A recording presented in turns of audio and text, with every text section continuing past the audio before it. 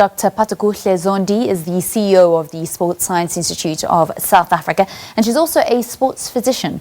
During the lockdown, people have been either getting fitter or just enjoying the time off their feet.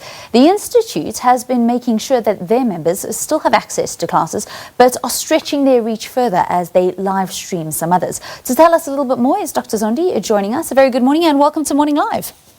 Good morning, Valen, and good morning to all the listeners.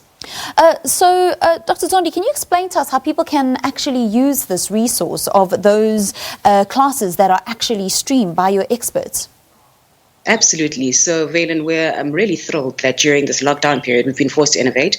So we've developed a platform that offers at least 4 classes a day to members, and certainly some of these are live streamed to non-members.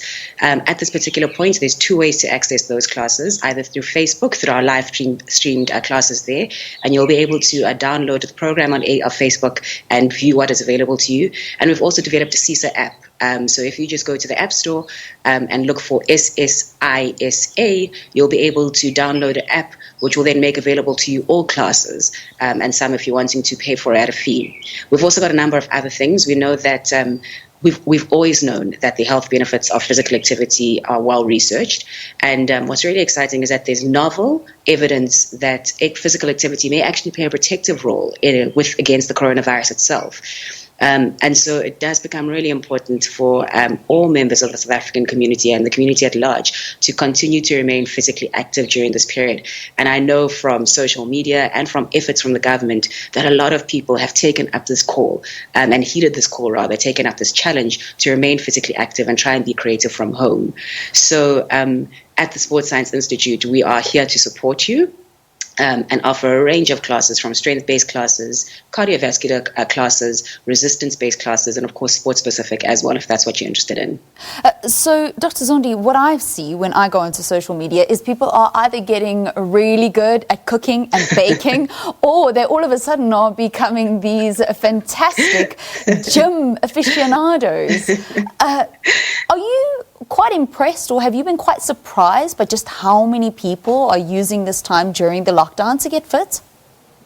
Valen, I absolutely encourage and I support it. I think if there is a time to start a new habit, this is it.